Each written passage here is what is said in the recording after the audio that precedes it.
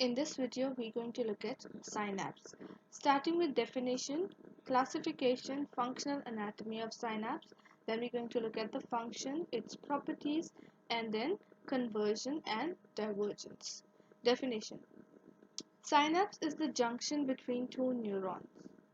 It is not an anatomical continuation, but it is only a physiological continuity between two nerve cells. Classification of synapse include anatomical classification and functional classification. Anatomical classification: usually synapse is formed by an axon of one neuron ending on the cell body and dendrite or axon of the next neuron. Depending upon the ending of the axon, synapse is classified into three types. Exoaxonic synapse, in which axon of one neuron terminates on the axon of another neuron. Then we have exodendrite synapse. Exodendritic synapse, in which the axon of one neuron terminates on the dendrite of another neuron. Then we have exosomatic synapse, in which axon of one neuron ends in the soma of the another neuron. Then we have functional classification. Functional classification of synapse is on the basis of mode of impulse transmission. According to this, synapse is classified into two categories, which is your electrical synapse or chemical synapse. However, generally the word synapse referred to as a chemical synapse. Let's look at the electrical synapse. Electrical synapse is the synapse in which the physiological continuity between the presynaptic and postsynaptic neurons is provided by the gap junction between the two neurons. There is a direct exchange of ions between the two neurons through the gap junction.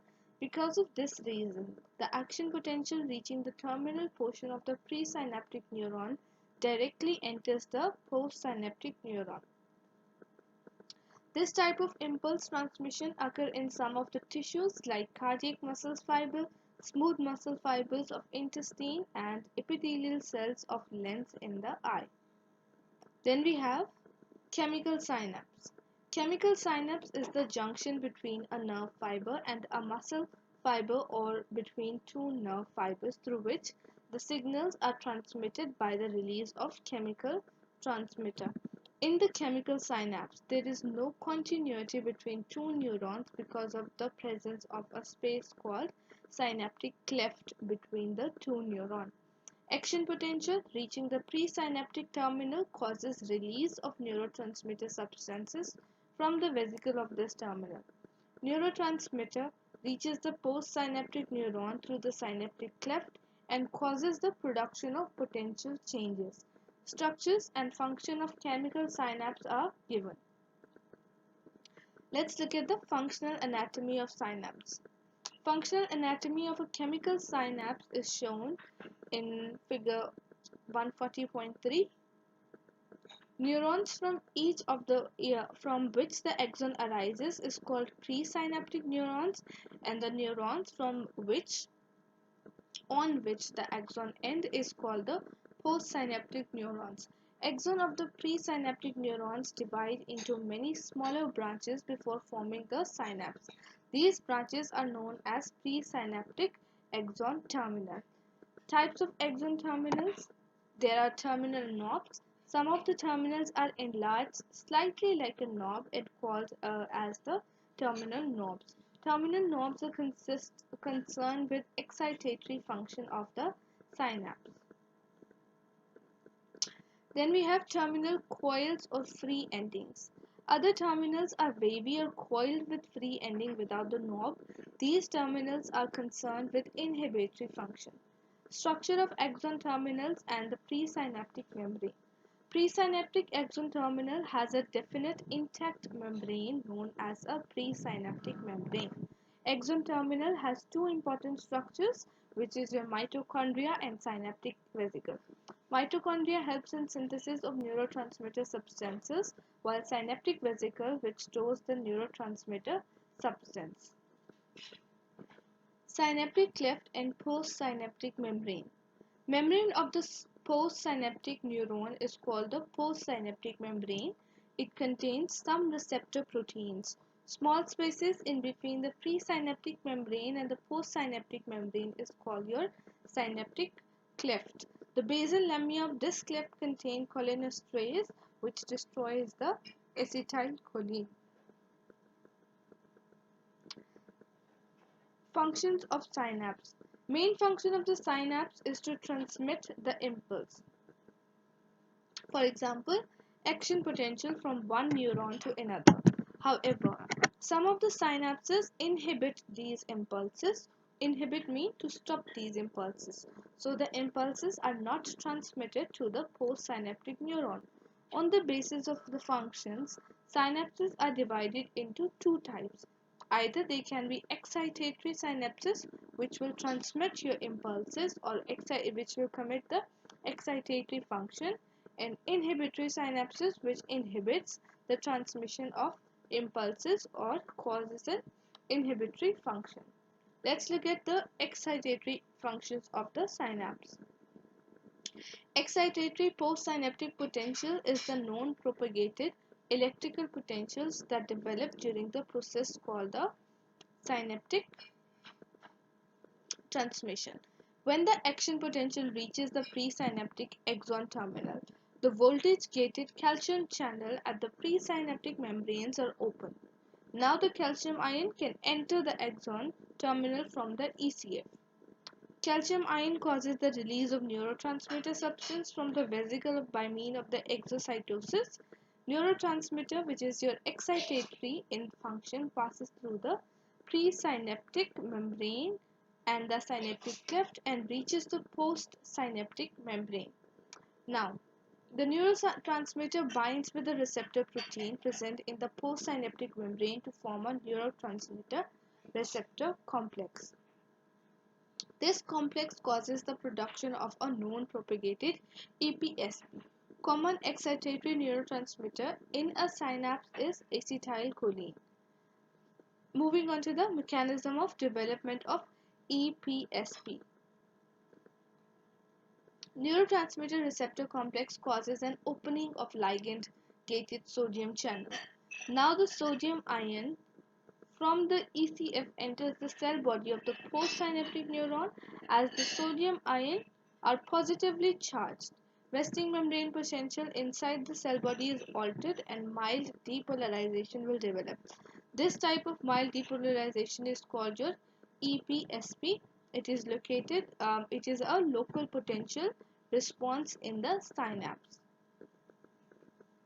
The diagram here shows, a flowchart here shows the sequence of events during the synaptic transmission. Your ACH refers to your acetylcholine, ECF your extracellular fluid, and the EPSP is your excitatory postsynaptic potential. So let's look at what happened into the excitatory postsynaptic potential. We know that neurons are divided into presynaptic neuron and postsynaptic neuron. Presynaptic neuron, arrival of action potential in the axon terminal. So the action potential is arrived into the axon terminal. Opening of the calcium channel in the presynaptic membrane. Then there will be an influx of calcium ion from ECF into the axon terminal, followed by the opening of vesicles and release of acetylcholine. Passage of acetylcholine through the synaptic cleft will go into the postsynaptic neuron. Formation of acetylcholine receptor complex will take place. Then the opening of sodium channel and influx of sodium ion from the ECF. Development of EPSP, which is your excitatory postsynaptic potential. Opening of the sodium channel in initial segment of axons, influx of sodium ions from ECF, and development of the action potential.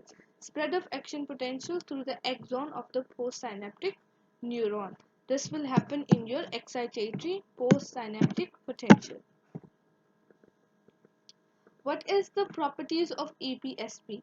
Excitatory postsynaptic potential is confined only to synapse. It is a graded potential and it is similar to the receptor potential and the end plate potential. So the two properties are it is not non-propagated and it does not obey all or none law. Significance of this is it is not transmitted into the axon of the postsynaptic neuron. However, it causes the development of action potential in the axon. When epsp is strong enough, it causes the opening of voltage-gated sodium channel in the initial segment of axon. Now, due to the entrance of sodium ion, the depolarization will occur in the initial segment of axon and thus the action potential develops.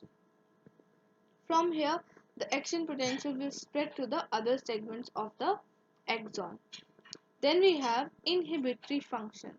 The inhibitory or inhibition of synaptic transmission is classified into the 5 types. There is postsynaptic or direct inhibition, presynaptic or indirect inhibition, negative feedback or Renshaw cell inhibition, feed-forward inhibition, and then we have reciprocal inhibition. Starting with the postsynaptic or direct inhibition. Postsynaptic inhibition is the type of synaptic inhibition that occurs due to the release of an inhibitory neurotransmitter from presynaptic terminal instead of your excitatory neurotransmitter substance, because we are inhibiting this now. It is also called direct inhibition. Inhibitory neurotransmitter are GABA, dopamine and glycine. So these are your inhibitory neurotransmitter. Action of GABA is development of inhibitory postsynaptic potential. Inhibitory postsynaptic potential or IPSP is the electrical potential in form of a hyperpolarization that develops during the postsynaptic synaptic inhibition. Inhibitory neurotransmission substances act on postsynaptic membrane by binding with receptor. Transmitter receptors complex open the ligand-gated potassium channel instead of sodium channels.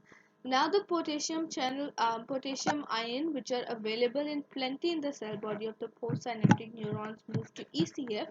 Simultaneously, chloride channel also opens and chloride ion move inside the cell body of the postsynaptic neuron. Exit of the potassium ions and the influx of chloride ion cause more negativity inside and leading to the hyperpolarization. Hyperpolarized state of the synapse will inhibit synaptic transmission. Next stage of inhibitory function or the classification is presynaptic or indirect inhibition.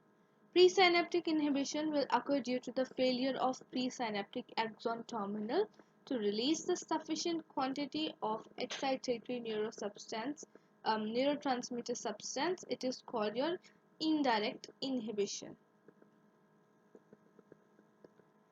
Presynaptic inhibition is mediated by exoaxonal synapses. It is prominent in spinal cord and regulates the propagation of information to the higher center of brains. Normally during the synaptic transmitter, action potential reaching the presynaptic neuron will produce the development of epsp in the postsynaptic neuron.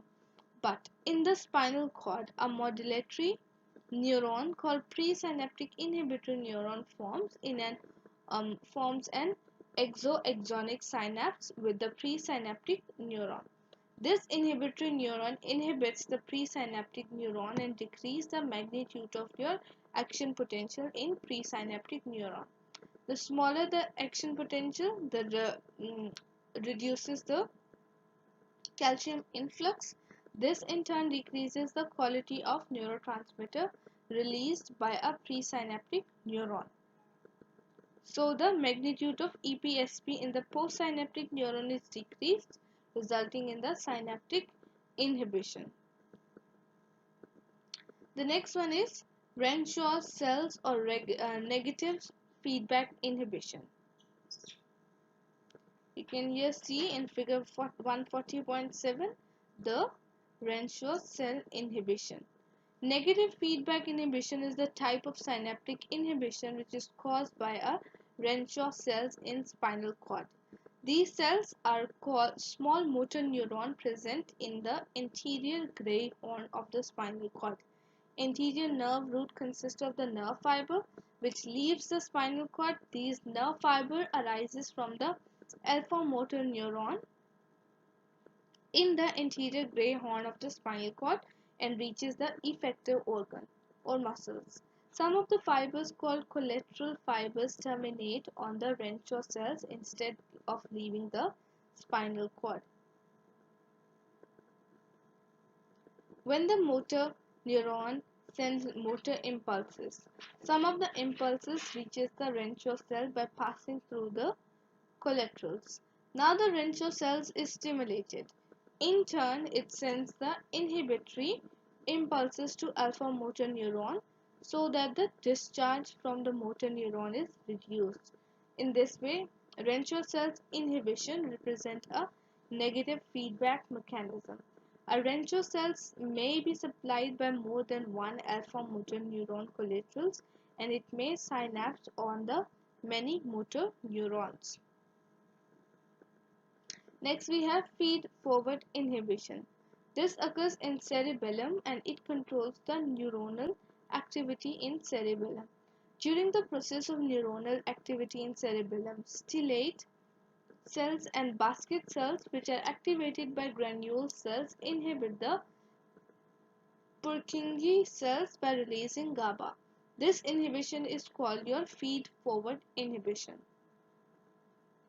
Reciprocal inhibition, inhibition of antagonist muscles when a group of muscles are activated is called a reciprocal inhibition. It is because a reciprocal innervation is taking place. Significance of synaptic inhibition. Synaptic inhibition in CNS limits the number of impulses going to muscles and enables the muscles to act properly and appropriately. Thus, the inhibition will help to select the exact number of impulses and to omit or block the excess ones. When a poison like styrokine is introduced in the body, it destroys the inhibitory function of the synaptic level, resulting in continuous and convergent contraction even with the slight stimulation. In the nervous disorder, the Parkinsonism, the inhibitory system is impaired, resulting in the rigidity. Then we have properties of synapse. Number one is one-way conduction or Bell-Mengadeli law. According to the Bell-Mengadeli law, the impulses are transmitted only in one direction in the synapse. For example, from presynaptic neuron to postsynaptic neuron. Number two is your synaptic delay. Synaptic delay is a short delay that occurs during the transmission of impulse through the synapse.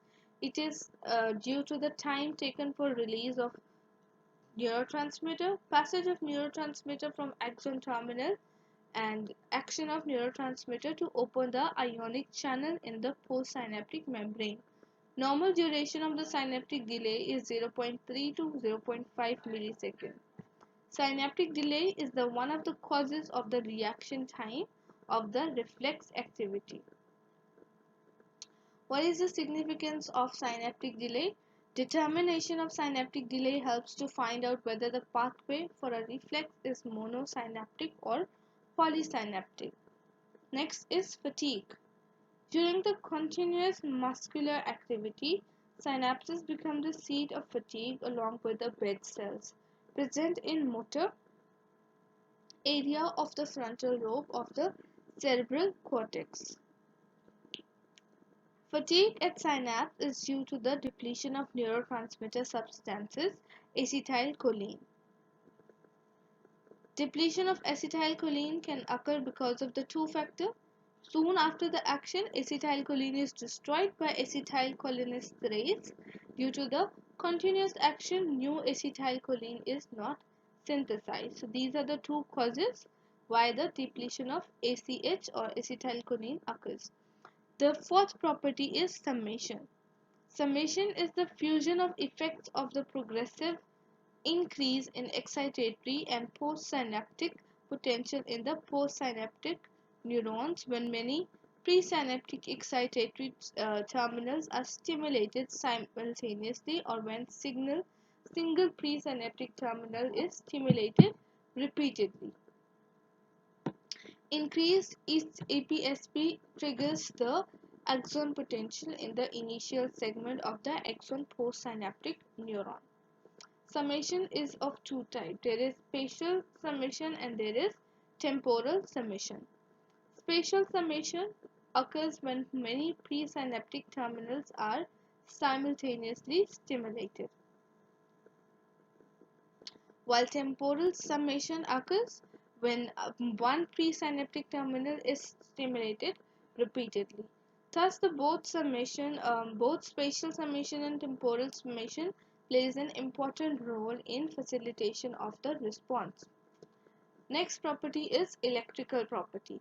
Electrical properties of synapses are epsp and ipsp, which we have already discussed earlier. Then we have convergence and divergence. Convergence is the process by which many presynaptic neurons on the single postsynaptic neurons many presynaptic neuron will terminate on a single postsynaptic neuron. Then divergence is the process by which one presynaptic neuron will terminate on many postsynaptic neuron, as you can see in the figure. Convergence and divergence is shown.